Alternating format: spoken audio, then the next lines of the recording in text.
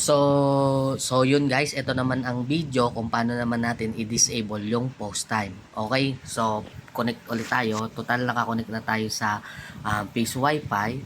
Punta tayo ulit sa Google or browser. Okay? So, pag nasa Google or browser ka na, search mo ulit to 10.0.0.1/admin. Okay?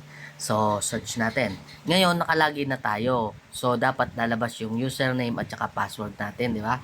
Kasi nakaano na tayo. Ngayon, pwede tayong ano dito. So, sige, hindi na tayo magla-log out. So, paano naman ang pag-disable? Punta ka lang ulit doon. Yan, click mo ulit tong tatlong guhit. Then, punta ka ulit sa portal settings. Okay? So, pag nandiyan ka na sa portal settings, punta ka lang din ulit. Yan. Yan. Disable mo lang. Yan. Disable post time.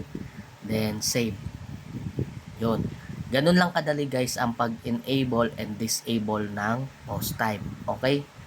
So, yun naman ang second ano natin sa pag-disable.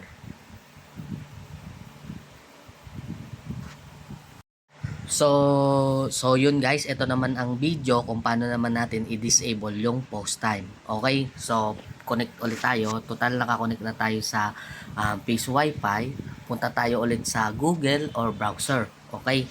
So, pag nasa Google or browser ka na, search mo ulit to 10.0.0.1/admin. Okay? So, search natin. Ngayon, nakalagin na tayo. So, dapat lalabas yung username at saka password natin, di ba? Kasi nakaano na tayo. Ngayon, pwede tayong ano dito. So, sige, hindi na tayo magla-log out. So, paano naman ang pag-disable? Punta ka lang ulit doon. Yan, click mo ulit tong tatlong guhit. Then, punta ka ulit sa portal settings. Okay? So, pag nandiyan ka na sa portal settings, punta ka lang din ulit. Yan. Yan. Disable mo lang. Yan. Disable post time. Then, save.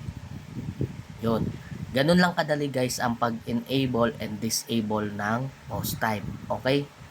So, yun naman ang second ano natin sa pag-disable. Hello guys, papakilala ko sa inyo tong pangnegosyo natin na Piso Wi-Fi.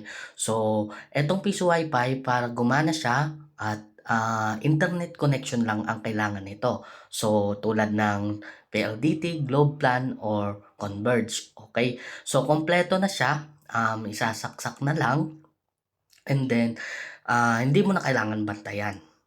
Ito yung mga design natin, cash on delivery tayo, pre-installation and demo kung kaya naman kung malapit naman ang lugar. Pero kung malayo, pwede naman tayong cash on delivery through LBC. Okay, so LBC lang tayo guys, ang gamit natin pagka probinsya. Okay, so pwede rin bus to bus, kaso sa bus to bus, payment first tayo.